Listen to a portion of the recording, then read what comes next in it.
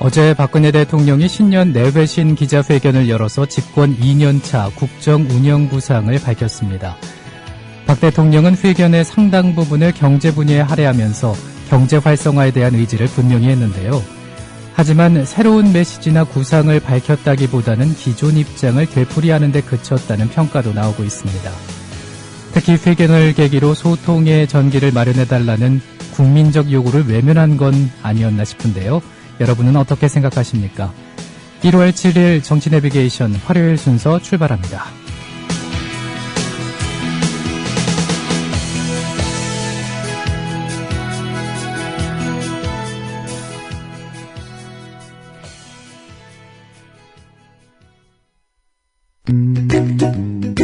국민TV 라디오를 지지해주시는 방법. 팟빵 홈페이지에서 총 4가지를 클릭해주세요. 다운로드하기, 별점 주기, 구독하기, 댓글 달기. 기억하셨죠? 다운로드하기, 별점 주기, 구독하기, 댓글 달기. 더 좋은 방송을 위한 최고의 응원. 다운로드하기, 별점 주기, 구독하기, 댓글 달기. 자기, 아이폰 줘봐. 좋은 거 깔아줄게. 어이 김씨, 갤럭시 S 내놔. 이거 내내 켜놓고 다녀봐. 좋아. 국민TV 라디오 스마트폰 앱을 깔아주세요. 혼자 듣기 아까운 방송 모두에게 골고루 듣게 해주세요. 아이폰은 앱스토어에서, 나머지 안드로이드 폰은 구글 플레이에 접속하셔서 팟빵을 입력하시고 팟빵 앱을 다운받으세요. 국민TV 라디오가 언제 어디서나 깨끗하게 들립니다. 어때? 좋지? 이게 진국이요.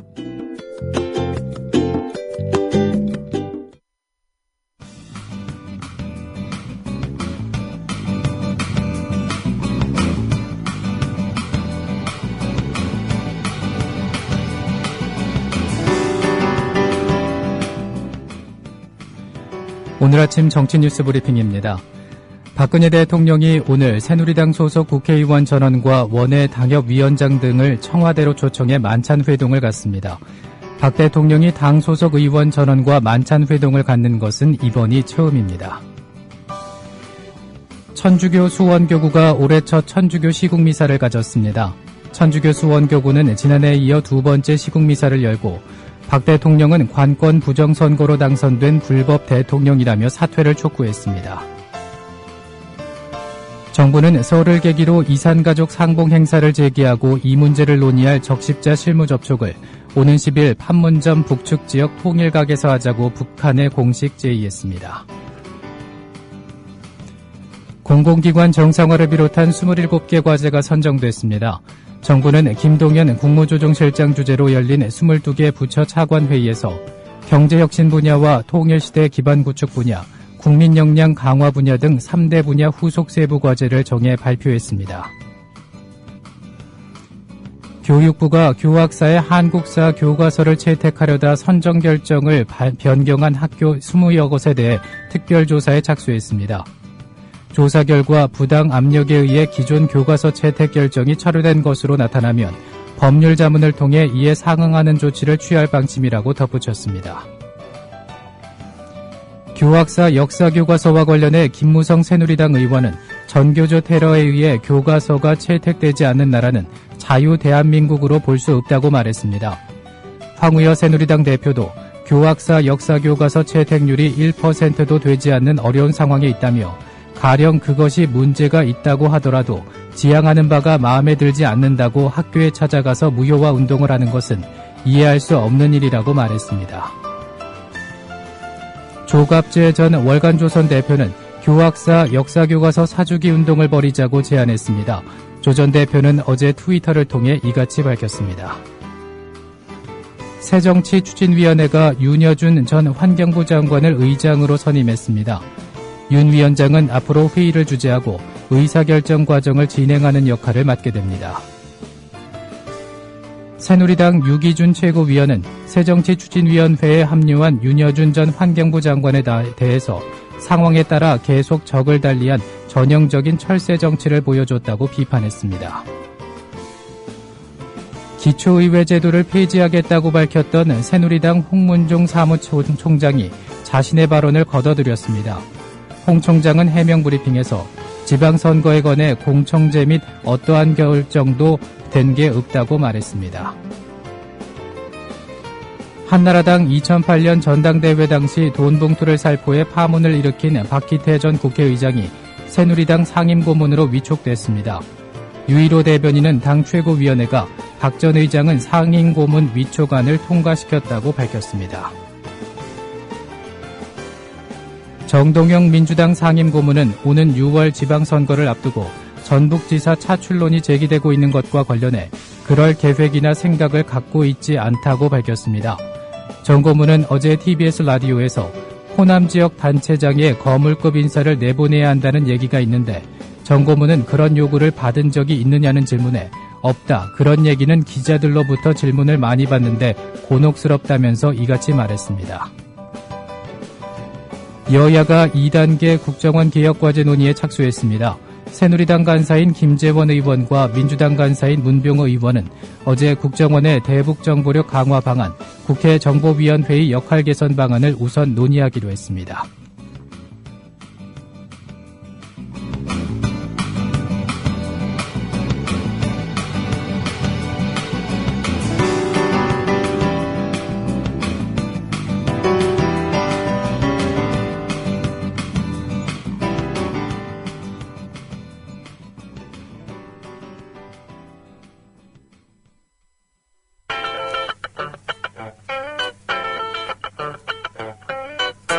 래퍼 제리케이입니다. 래퍼는 무슨 얘기든 할 수 있고 어떤 장르 뮤지션보다 적극적으로 사회의 시선을 들이대는 게 멋인 포지션입니다. 미디어 협동조합 국민TV와 본질적인 면에서는 비슷합니다.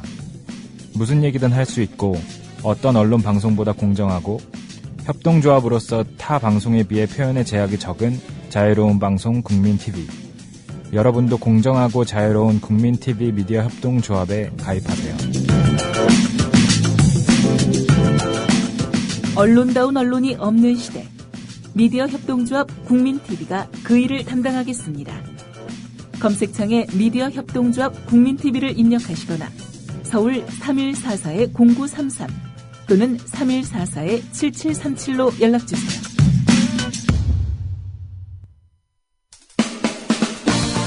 국민TV 라디오 광고를 모집합니다. 최고의 팟캐스트 청취율을 기록하는 국민TV 라디오는 시민들에게 가장 영향력 있는 콘텐츠 그룹입니다. 생방송으로 또 팟캐스트로 광고하고자 하는 분은 서울 전화 3144-0933, 3144-0933 국민TV 라디오 사업국으로 연락주세요. 미디어 협동조합 조합원 여러분은 보다 저렴한 가격에 모십니다. 세상을 향해 열려있는 가장 큰 스피커 국민TV 라디오와 함께 멋진 미래를 갖고 보세요.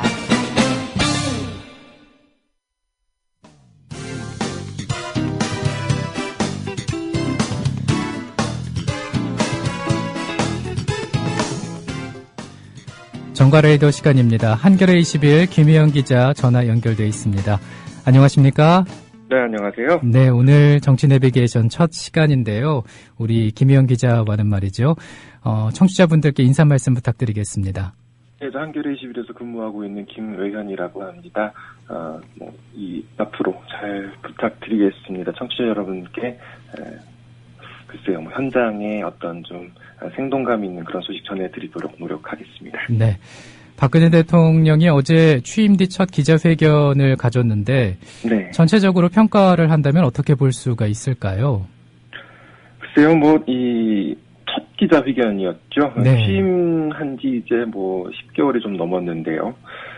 10개월 동안 이제 기자들과 이 질문과 답변을 주고받는 그런 과정이 없었습니다. 그리고 이번이 처음이었는데. 네.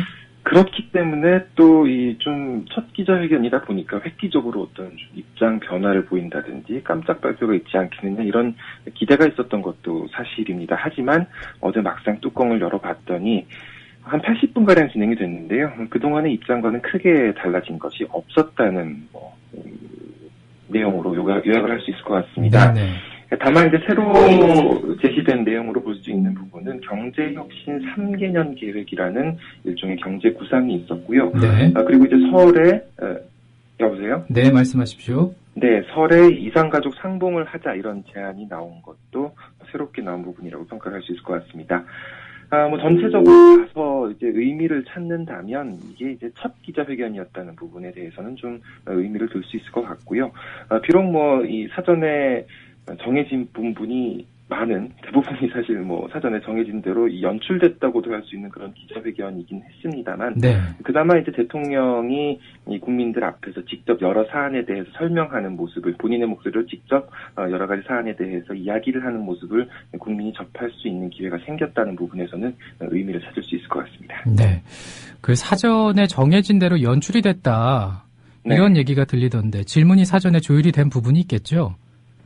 질문을 사전에 조율하는 거는 그렇게 이례적인 일이라고 보기는 어려울 것 같습니다. 네. 실제로 예전에 이명박 정부 때도 그 이전에 노무현 정부 때도 기자단이 사전에 이 청와대 쪽과 이 질문 요지를 조율하는 거는 계속 있었던 일인데요. 이번에도 생중계로 진행되는 기자회견임을 감안을 해서 기자단이 사전에 질문 요지를 청와대 쪽에 전달을 하기로 했고, 이걸 이제 어떻게 보면 언젠가부터 이 관례로 정착된 부분을 존중했다고 볼 수 있을 것 같습니다. 사실 많은 인터넷상에 보면은 많은 누리꾼들이 이 미국의 백악관 기자회견과 형식이 너무 다르지 않냐, 미국에서는 굉장히 자유롭게 질문과 답변이 오가던데 우리는 왜 그렇게 못하느냐 이렇게 비교하는 목소리가 많이 있었는데요. 우리로서는 글쎄요, 그런 경험이 좀 일천하다고 밖에 지금 말할 수가 없을 것 같습니다. 아니, 그렇다면 질문할 사람 손을 들라고 왜 그렇게 얘기를 했는지도 좀 그런데요. 네. 그렇죠. 이정현 홍보수석이 어제 이 사태를 봤는데, 매번 이제 한 기자의 질문, 그리고 박근혜 대통령의 답변이 끝날 때마다 질문하실 분들은 손을 들라고 했었는데, 네. 사실 어제 기자회견에서 질문할 기자와 순서도 다 정해져 있었고, 인터넷에 좀 찾아보시면은 기자회견 질문지라는 이 문서를 네네. 사진으로 찍어서 이렇게 올라와 있는 것도 볼 수 있더라고요. 확인해 볼 수 있나요? 그렇죠. 그렇습니다. 네. 그래서 거기 보면은 질문자가 누군지, 질문 내용이 뭔지도 이제 나옵니다. 그러면 기자 순서도, 질문할 기자가 누군지, 또 순서가, 언제인지, 또 그다음 질문 내용이 뭔지도 결정이 돼 있었던 셈인데요. 이정현 홍보수석이 그런데도 불구하고 이제 계속 손을 들라고 했던 거죠. 네. 어쨌든 박근혜 대통령이 이 사전 조율이 됐다 하더라도 이 질문에 대해서 나름 성실하게 굉장히 열심히 답변을 했습니다. 애초에 한 70분을 예정을 하고 이 기자회견을 했었는데, 네. 10분이 더 걸렸죠. 아무래도 이 질문에 대해서 나름 길게 나름대로 충실하게 답변을 하면서 그렇게 된 것으로 보이고요. 다만 이 답변을 한 데 대해서 다시 질문을 하는 이 재질문이라고 하죠. 네. 질문은 없었습니다. 사전 조율된 질문에서 벗어난 질문도 없었습니다. 네. 외신 기자들이 질문을 하려고 했을 때 못한 경우도 있었다고 들었습니다. 네, 오히려 외신 기자들이 일종의 피해를 본 것 아니냐 이런 얘기도 나오는데요. 네. 외신 기자들 사이에서 일부 외신 기자들 사이에서 청와대가 자기들을 들러져 세운 것 아니냐 이런 불만도 지금 제기가 되고 있다고 합니다. 네. 청와대에서는 외신 기자 클럽 소속 기자들 10명을 초청을 했다고 해요. 그런데 이 10명한테는 질문권을 주지 않았다고 합니다. 하지만 어제 이 중계를 보신 분들은 아시겠습니다만 외신 기자 2명이 질문을 했죠. 로이터 통신 서울지국장 그리고 중국 CCTV 기자, 한국말 굉장히 잘하던데 어쨌든 이 두 사람이 질문을 했는데 청와대가 이 두 사람은 별도로 초청한 것으로 지금 알려지고 있습니다. 어쨌든 이 외신 기자 클럽을 통해서 초청받은 일부 외신 기자들, 일본 기자들을 포함해서 일부 외신 기자들은 회견 도중에 계속 손을 들면서 질문 기회를 요청했는데 받아들여지진 않았습니다. 네. 그래도 내용을 살펴보지 않을 수가 없어요. 박 대통령이 가장 역점을 두었던 게 경제였죠. 네, 기자회견 전체 과정에서 가장 많이 등장한 단어가 경제였습니다. 몇 차례나, 51차례나, 네. 네, 51차례 이 단어를 언급을 했고요. 네. 이 신년 구상으로 이제 그 기자회견 하기 전에 모두 발언으로 한 18분가량을 썼는데 그 모두 발언 가운데 이 경제혁신 3개년 계획이라고 신년 구상으로 제시했던 이 계획이 전체 원고의 3분의 2에 이를 정도로 역점을 준 그런 모습이었습니다. 네. 어떻게 보면 이제 경제 활성화를 집권 2년 차의 국정 운영의 이 최우선 순위로 삼겠다 이런 뜻을 분명히 한 것으로 풀이할 수 있을 것 같은데요. 다만 이 대선 때 핵심 공약이었죠. 벌써 이제 재작년입니다만 총선 때 대선 때 핵심 공약이었던 경제민주화에 대해서는 전혀 언급을 하지 않았습니다. 그리고 복지라는 단어도 단 2차례 언급되는데 그쳐서 어떤 좀 기조 변화를 읽을 수 있는 그런 대목이 있었습니다. 네. 다만 이제 이 새로 등장했다고 볼 수 있는 이 경제민주화 복지를 어떤 의미에서는 대체했다고 볼 수 있는 표현은 규제 완화였는데요. 일종의 대기업들의 수건 사업이라고 볼 수 있겠죠. 어쨌든 박근혜 대통령이 어제 이 국정 목표를 경제혁신 3개년 계획을 제시했는데 그 뼈대는 이렇습니다. 3년 후에 우리 경제의 모습은 잠재 성장률이 4% 수준으로 높아지고 인당 국민소득은 3만 달러를 넘어서 4만 달러를 바라보게 될 것이다. 고용률도 70%를 달성할 것이다. 이렇게 얘기를 했는데 이제 잠재 성장률 4% 그리고 고용성장률 70% 그리고 국민소득 4만 달러 해서 474 비전이라는 말이 어제 생겼습니다. 마치 이명박 정부 출범 때 연평균 7% 성장, 국민소득 4만 달러, 선진 7개국 진입 이렇게 해서 747이라고 했던 걸 연상케 하는 그런 부분인데요. 네.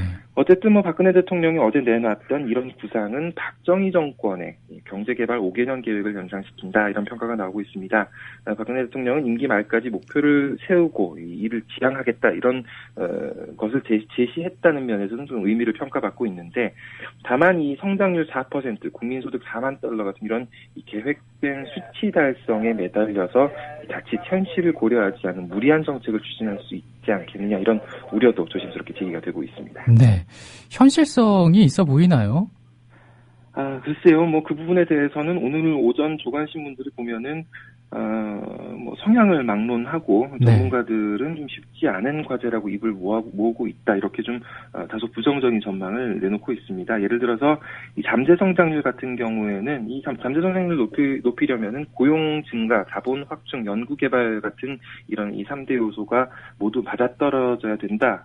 이렇게 얘기를 하고 있습니다. 또 고용률 70% 같은 경우에도 연간 48만 개의 새로운 일자리를 만들어야 되는 어떤 좀 굉장히 큰 도전 과제이기 때문에 현실성 면에서 좀 부족하지 않느냐 이런 이야기가 나오고 있는데 구체적으로 나온 정책에 대해서도 좀 부정적인 평가가 많습니다. 예를 들어서 경제혁신 3개년 계획의 뼈대를 보면 어제 박근혜 대통령 얘기한 뼈대를 보면 비정상의 정상화, 창조경제, 내수 활성화 이렇게 제시를 했었는데 비정상의 정상화에 대해서는 공공부문 개혁을 화두로 제시를 했습니다.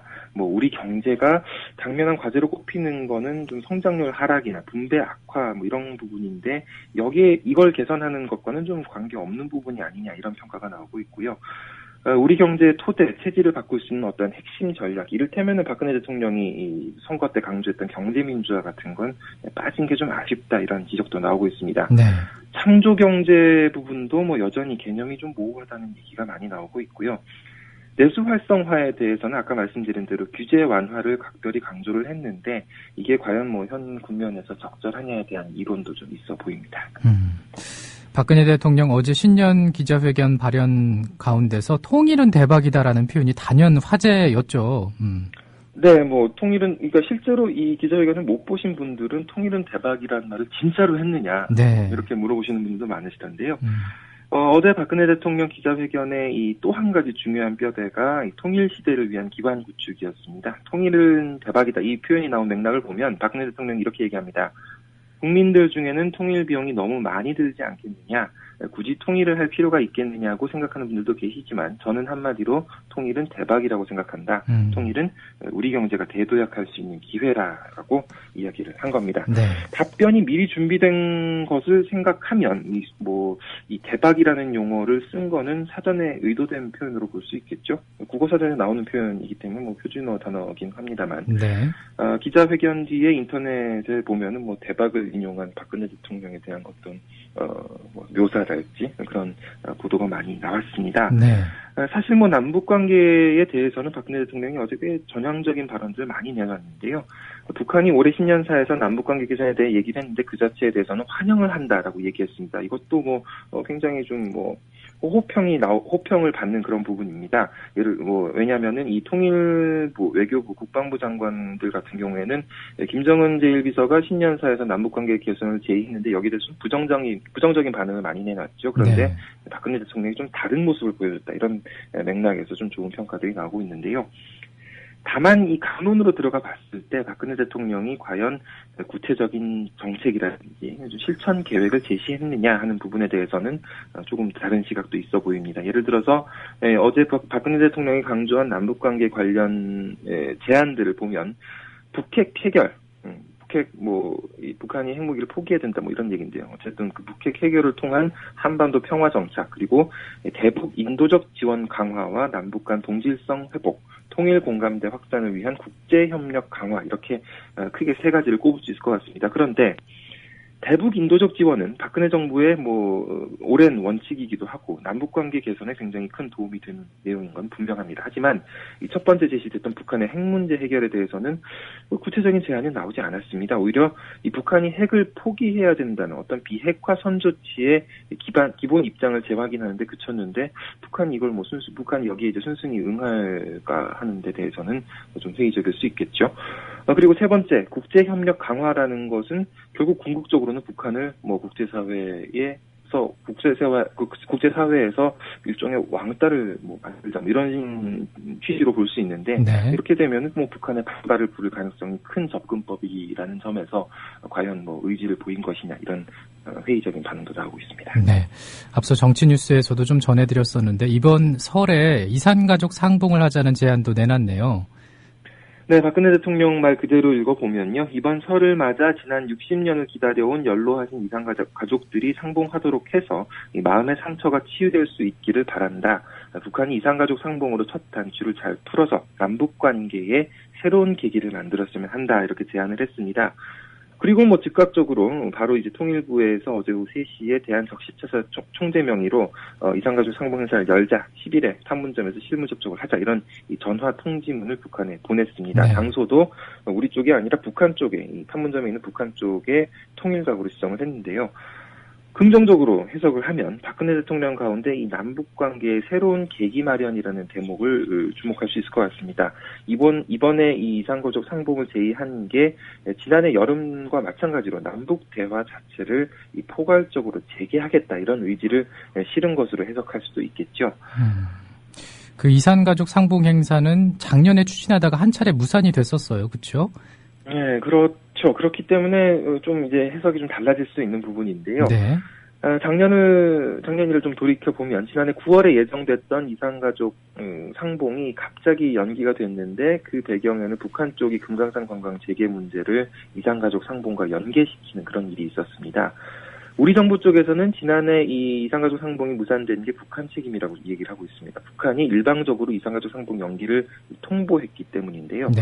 북한 쪽에서는 표면적으로는 지금 이산가족 상봉이 연기된 건 이 남한의 우리 쪽의 대결 의식 때문이라고 지금 비난을 하고 있는데, 이 이면을 갖다 잘 들여다보면 북한이 이산가족과 이 금강산 관광 재개 회담을 연계해서 제안을 했는데 우리 정부가 이걸 두 차례 연기시켰던 게 아마 좀 결정적인 원인이 되지 않겠느냐라는 게 중론입니다. 결국 이제 금강산 관광 재개에 대해서 우리 정부가 어떤 입장을 밝히는지가 앞으로 이산가족 상봉에 대해서도 중요한 부분이 될 텐데, 여기에 대해서 우리 정부는 아직 좀 입장이 명확하지 않습니다. 네. 전문가들은 우리 정부가 좀 이 문제에 대해서는 좀 유연해질 필요가 있다고 이야기를 하고 있는데요. 우리 정부가 이산가족 상봉의 확대 또 제도화를 얻으면서 북한은 금강산 관광 재개로 인한 경제적 실리를 챙기도록 하는 그런 좀 윈윈 전략을 시도할 필요가 있지 않겠느냐는 얘기도 나오고 있습니다. 네, 어떻게 이어질지 한번 지켜봐야겠습니다. 네. 이 박근혜 대통령이 지난해 가장 많이 지적받았던 게 불통이라는 부분이잖아요. 네. 네, 회견에서 그에 대한 얘기는 나왔습니까? 예, 기자회견 연 것 자체가 불통 논란을 의식한 것이었죠. 네네. 그 불통 얘기가 나오니까 이제 기자회견을 하겠다는 얘기를 했는데, 하지만 결과적으로 불통 이미지를 해소하는 데는 큰 성과를 거두지 못한 것 같다는 평가가 나오고 있습니다. 박근혜 대통령이 어제 이 불통이랄지 최근 이제 철도노조 관련해서도 여러 가지 얘기를 했는데, 그대로 한번 읽어보죠. 네. 불법으로 때를 쓰면 적당히 받아들이는 비정상적인 관행에 대해서 원칙적으로 대응한 건데 소통이 안 된다고 하는 건 잘못이다. 소통을 위한 전제는 지위 고하를 막론하고 법이 적용되는 것이다. 이것저것 다 받아들이는 사회가 소통이 잘 되는 일이라고 한다면 사회는 점점 왜곡될 것이다. 국민의 이익에 반하는 주장을 적당히 수용하거나 타협하는 것이 소통이냐 이렇게 되묻기도 하는 그런 모습이었습니다. 갈등이 왜 불거졌는지 당사자들이 왜 그런 주장을 하는지에 대해서 관심을 기울이기보다는 국익에 반하거나 또 때를 쓰는 것이다 이렇게 일종의 배척을 하는 그런 모습을 보인 건데요. 결국 여전히 강경한 태도를 보인 것이고 흔히 얘기하는 대로 마이웨이를 선언한 것으로 풀이를 하고 있습니다. 네, 타협은 소통이 아니라는 대목이 인상적이었습니다. 이 국가기관 불법 대선 개입 사건이 박근혜 정부 1년차 내내 논란이 됐는데 여기에 대해서 새로운 입장을 내놓은 게 있습니까? 예, 어제도 야당에서 요구하는 특검은 어떻게 할까 이런 질문이 나왔었는데요. 네. 박근혜 대통령은 재판 중인 사안이기 때문에 대통령이 언급하는 건 적절치 않다라고 일축을 했습니다. 또 이 국정원 대선 개입 사건에 대한 입장을 묻는 질문에 대해서는 소모적인 논쟁을 접고 미래로 가자 이렇게 선을 긋는 모습도 보였는데요. 오히려 박근혜 대통령은 연말에 여야가 많은 논의를 한 끝에 국정원 정치 차단 방안에 협의를 했고 국정원법 등 관련 법을 개정했기 때문에 이젠 제도적으로 그런 잘못이 되풀이되지 않도록 원천적으로 차단됐다 이렇게 얘기를 했습니다. 네. 다시 말해서 더 이상은 국정원의 정치 개입이 없을 거라고 박 대통령이 확신을 한 그런 모습을 보인 셈이죠. 야권과 시민사회에서 지금 정부 경제팀 또 법무부 교육부에 대해서 개각을 요구하는 목소리도 있는데 여기에 대해서도 현재로서는 개각을 고려하고 있지 않고 이벤트적 개각은 안 된다 이렇게 잘라 말하는 모습을 보였습니다. 네, 오늘은 여기까지 하겠습니다. 내일 또 만나뵙기로 하죠. 네, 감사합니다. 네, 지금까지 한겨레 21의 김외현 기자와 함께했습니다. 네, 정치 내비게이션 오늘 순서는 여기서 인사를 드리겠습니다. 내일 아침 7시에 다시 또 찾아뵙기로 하죠. 함께해 주신 여러분 고맙습니다.